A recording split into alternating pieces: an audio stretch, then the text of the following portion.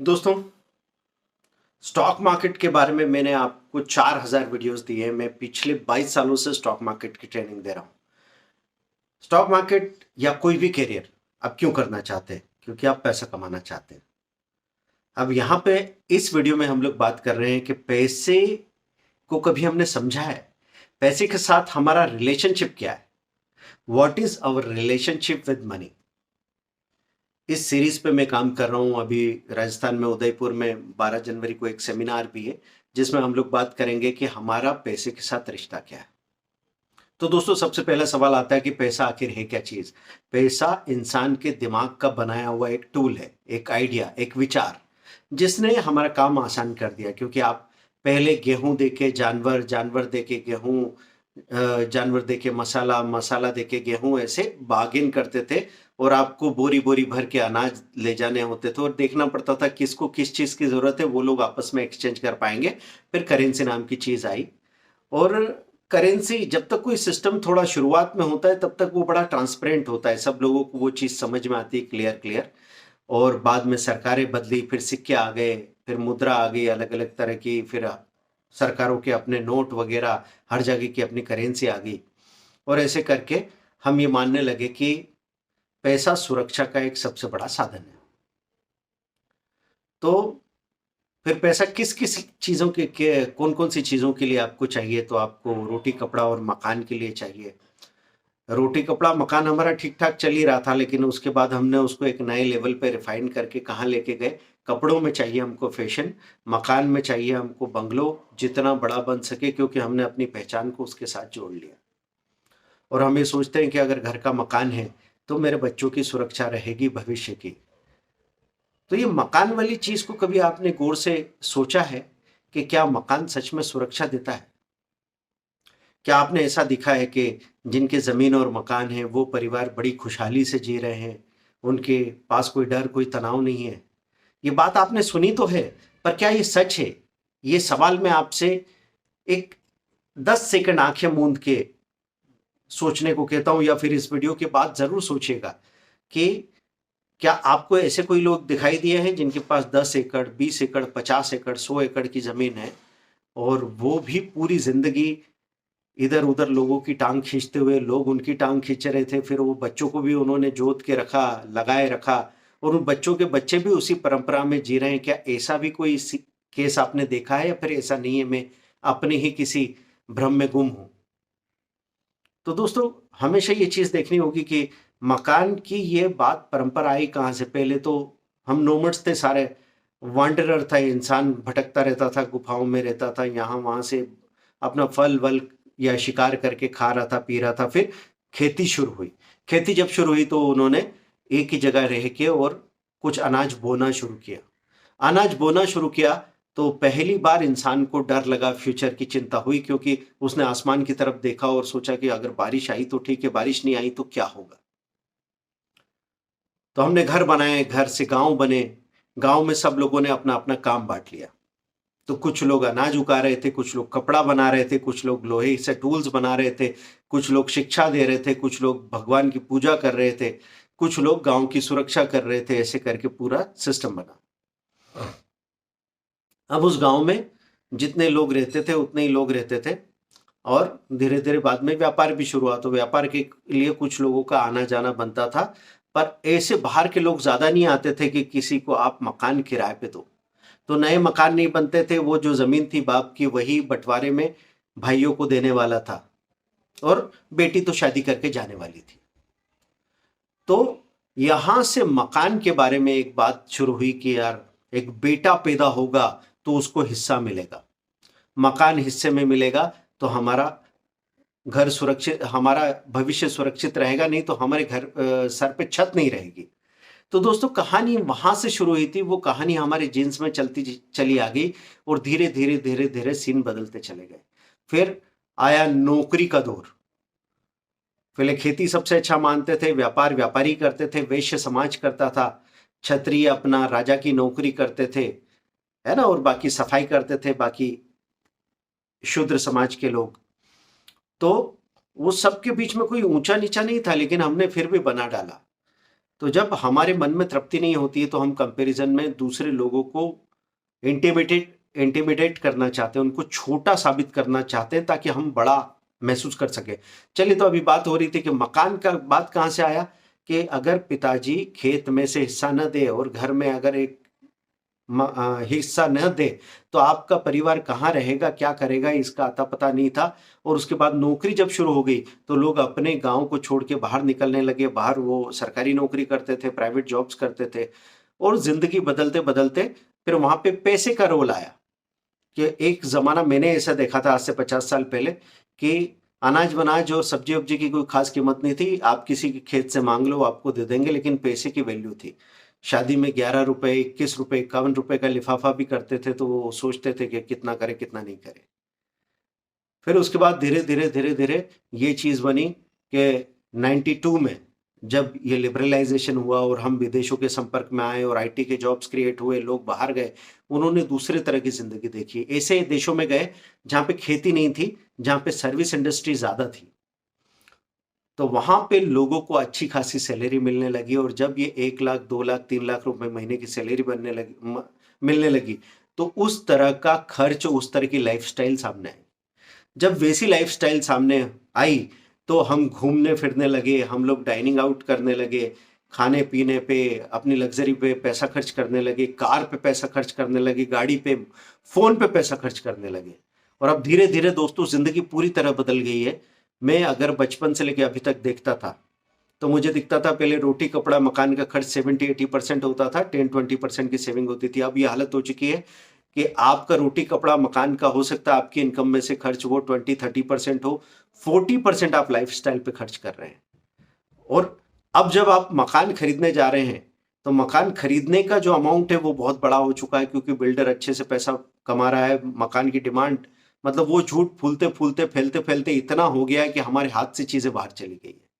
अब ये हालत हो गई कि अगर आपको रेंटेड अकोमोडेशन चाहिए तो हो सकता है कि ओनर, लैंडलॉर्ड जिस तरह के मकान में रहता हो उससे ज्यादा फैसिलिटीज के साथ आपको रेंटेड अकोमोडेशन अवेलेबल हो जाएंगे, और आप बार बार अपनी जिंदगी का अनुभव बदल सकते हो कि अभी आप यहां रह रहे थे, फिर वहां रह रहे थे, फिर वहां रह रहे थे। क्योंकि कितना भी अच्छा आपका सेटअप हो, कितना भी अच्छा बंगलो हो, कितना भी अच्छा आसपास का माहौल हो, लेकिन थोड़ी देर बाद आप यूज्ड टू हो जाते हो। जिंदगी में एक ही लग्जरी सबसे बड़ी हो सकती है, वो है बदलाव।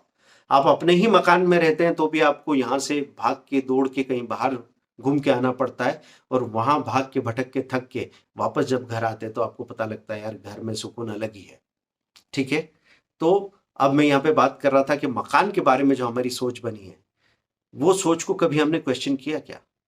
क्योंकि पहले तो एक जमाना ऐसा था कि 20 लाख में जो मकान मिल रहा था तो उसका किराया आपको 10,000 के आसपास मिल जाता था। तो ऐसे में देखो 0.5% के आसपास किराया बैठता था।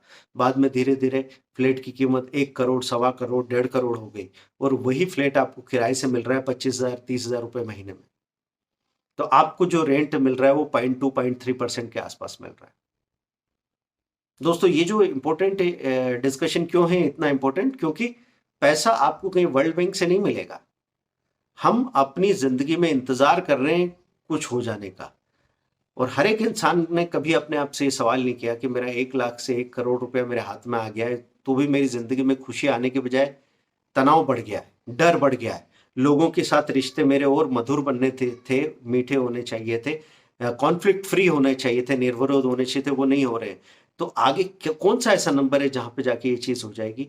मतलब मैं आपको इस बात का ख्याल दिलाना चाह रहा हूं दोस्तों कि जिंदगी में पूरी तरह इंटीग्रिटी से काम करो। आपको अपनी हेल्थ पे, अपनी हैप्पीनेस पे, अपने रिलेशन पे काम करना है ताकि आप ट्रेडिंग या इन्वेस्टमेंट जैसी चीजों पे बेखौफ होकर फोकस कर सको। अगर आपके पास ईएमआई का भूत नहीं लगा हुआ है कि अगर आपने एक मकान खरीद लिया है और आपकी सैलरी का 60%, 50% आप ईएमआई में भर रहे हैं, तो फिर तो आप क्या ट्रेडिंग करेंगे, क्या रिस्क लेंगे? तो ये जो बलून बना है ना रियल एस्टेट का, इसमें हम सब के इस नादानी का बहुत बड़ा जोर है, और नादानी को किसी ने क्वेश्चन किया ही नहीं आज तक। क्योंकि जिंदगी में आपका अल्टीमेट गोल जो है वो तो हम भूल जाते हैं। वो क्या है? निडर होके जीना, खुश होके जीना, लोगों से जुड़ पाना। और आज अगर एक घर में टुकड़े हो रहे हैं तो वो जमीन गलती से अगर बाप छोड़ के चला गया तो भाई भाई के बीच में इतनी बड़ी दीवार खड़ी हो गई है कि वो एक दूसरे के साथ बात नहीं कर सकते क्योंकि बीच में नंबर्स आ गए। और कुछ लोग के पास तो है ही नहीं, अभी वो इस सपने में जी रहे हैं कि एक दिन अपना बंगला बनेगा न्यारा, उस दिन हम जीना शुरू करेंगे दोस्तों। तो मैं आपको सिर्फ, मुझे नहीं पता सारी बातें, चलो मैं कोई ऐसा ज्ञानी नहीं हूं सबको ज्ञान दूं, मैं सिर्फ एक एक बात आपके सामने रख रहा हूं। मुझे लगा ऐसा कि हमको इस तरीके से भी सोच के देखना चाहिए। तो क्या आप कभी सोच के देखते हैं कि ये जो एक बंगले में 60 लाख रुपए, 70 लाख रुपए, 1 करोड़ रुपए आप लगाने के बारे में सोचते हैं? 30 लाख, 50 लाख एक शादी में लगाने को सोचते हैं, और 5 लाख रुपए का एक एक एजुकेटिव टूर हो सकता है। मतलब एक इंसान अगर एक देश में या 3 देशों में घूम के आ जाए, यहाँ वहाँ का व्यापार देख ले, लोगों को मिल ले, देख ले, तो क्या उसके पास समझ की कमी होगी? क्या उसका फ्यूचर सिक्योर नहीं होगा? तो एक जिंदा इंसान से ज्यादा कीमती क्यों हो गया है एक मुर्दा दीवार, मकान? क्योंकि मुझे लगने लगा है कि मकान जब से बनाने की जिद पे हम उतर आए, घर टूटने लगे हैं। तो आपको इस बात को जरूर समझना है कि सोशल चेंजेस ऐसे होते हैं कि हम जनरेशन टू जनरेशन एक जैसे खाके में, एक जैसे ढांचे में सोचते रहते हैं, वो हमको तसल्ली नहीं दे रहा है। क्योंकि पहले तो क्या था, घर में तसल्ली से आप अपना जीने वाले थे और वहां से कहीं बाहर भटकने का आपका इरादा नहीं था। घर आपके लिए काफी था जीने के लिए, क्योंकि प्यार से आप अपने घर वालों के साथ जी रहे थे। अब आपका सारा ध्यान बाहर भटका हुआ है, और ऐसे में क्या वो घर की सुरक्षा आपके लिए काफी होगी, या फिर आपको अपनी बाकी चीजों पे ध्यान देना होगा? हेल्थ के लिए जो स्ट्रगल अभी पिछले 30 सालों में शुरू हुआ है, ऐसा पहले कभी था क्या? एजुकेशन लोन नाम की कोई चीज थी क्या? तो ये सारी बातें, क्योंकि अभी तो मैं अभी सुरक्षा के मामले में बात कर रहा हूं, किस पे? घर पे। ऐसे में दूसरे एसेट क्लासेस पे भी हम सवाल करेंगे कि सोने का सपना, जो गोल्ड गोल्ड खरीद खरीद के उसके गहने पहनने की बात हम कर रहे हैं, और हम सोच रहे हैं कि उसको देख के लोग हमसे इंप्रेस हो जाएंगे और इंप्रेस होके प्यार करेंगे। क्या ऐसा होता है, या फिर उसका उल्टा असर होता है? क्या उसके ऐसे साइड इफेक्ट्स तो नहीं है जिसकी वजह से हम जहां जाना चाह रहे हैं उससे उल्टी दिशा में बढ़ रहे हैं? या एजुकेशन के मामले में जो सीन था आज से 30-40 साल पहले, अगर 20 साल पहले की भी बात करूं कि आपने एजुकेशन लिया था, जितनी कॉस्टिंग थी उससे कई गुना ज्यादा रिटर्न मिल ही जाता था। उसके बाद ये सीन आया कि एजुकेशन की कॉस्टिंग इतनी हो गई है कि उसका रिटर्न, उसका आरओआई आपको काफी सालों तक परेशान कर रहा है। उस तनाव के साथ आप जी रहे हैं और आपको लग रहा है कि आपकी लाइफ सिक्योर है। इन बातों पे सवाल किए बगैर अगर आप सोच रहे हैं कि इस पूरी भीड़ के पीछे चल चल के और आप कहीं पहुंच जाएंगे, तो पहले तो देखना है कि 10 तरीके की भीड़ है, आपको कौन सी भीड़ के पीछे जाना है। कुछ भीड़ अपना, कोई भी धार्मिक भीड़ हो सकती है जिसमें आप जा रहे हो और पता लगा जहाँ 100-150 लोग इकट्ठे हो रहे हैं और जिनके पास कोई पर्पज नहीं है। वो समाज का दबाव इतना है कि ऐसा नहीं कोई एक आदमी दबा रहा है और दूसरा दब रहा है, सारे के सारे दबा रहे हैं और सारे के सारे दब रहे हैं। उसका नाम बन गया है समाज। दूसरी भीड़ होगी, एक पढ़ाई में डिग्री समेटने वालों की भीड़ भाग रही है, फिर कहीं पे लग्जरी समेटने वालों की, और अपने ऊपर तरह तरह के लेबल लगा के वो सोच रहे हैं कि लोगों का अटेंशन पाले, वो एक भीड़ है। कुछ लोग बड़ी बड़ी दुनिया भर की बुद्धिजीवी बातें कर रहे हैं, उनकी एक भीड़ है। तरह तरह की भीड़ है। तो भीड़ में भी आपको चुनना तो पड़ेगा ना कि कौन सी भीड़ का हिस्सा आप होना चाहते हो। एक भीड़ से जुदा हुए दूजी में खो गए, कुछ देर को जागे तो थे मगर फिर सो गए। ये शेर मैंने आज से 25 साल पहले कभी लिखा था दोस्तों। तो स्टॉक मार्केट में काम करने के पहले आप लोगों को ये बात पे सवाल जरूर करना है कि आपके अंदर का डर खत्म हो। क्योंकि डर के साथ न तो आप प्यार कर सकते हैं, न व्यापार कर सकते हैं। इन दोनों चीजों के लिए डर के आगे जाना पड़ेगा, क्योंकि डर के आगे जीत है। ये वीडियो आपको अगर काम का लगा हो, इससे आपकी कोई खिड़की खुली हो, तो बताइए, नहीं तो इस तरह की बकवास मैं दोबारा नहीं करूंगा दोस्तों। क्योंकि जो सबसे जरूरी सवाल है उन पे तो हम बात ही नहीं कर रहे। हम बात कर रहे हैं कि यार ये चीज मिल जाएगी, फिर वो चीज मिल जाएगी, फिर वो चीज मिल जाएगी, फिर ये माइलस्टोन हो जाएगा, तब हम एक दिन खुश हो जाएंगे। हम डायरेक्ट खुशी की तरफ जा ही नहीं रहे। हम अगर किसी से प्यार करने लग जाए सच में, एक इंसान से भी, या एक इंसान का प्यार भी महसूस करने लग जाए, तो फ्यूचर सिक्योर हो जाता है दोस्तों, क्योंकि डर नहीं, फिर मरने से भी डर कम लगता है। इस बारे में सोचा है कभी आपने? आपको अगर मेरी बात ठीक लग रही हो वो बताइए। अगर आपको गाली देने का मन कर रहा हो तो प्लीज स्वागत है आपका, खुल के गाली दीजिए, सब जमीन आसमान एक कर दीजिए। या तो मेरे अंदर कुछ अच्छा बदल जाए या फिर आपके अंदर कुछ अच्छा बदल जाए, लेकिन काम होना चाहिए दोस्तों। हमको भी गम ने मारा, तुमको भी गम ने मारा, इस गम को मार डालो।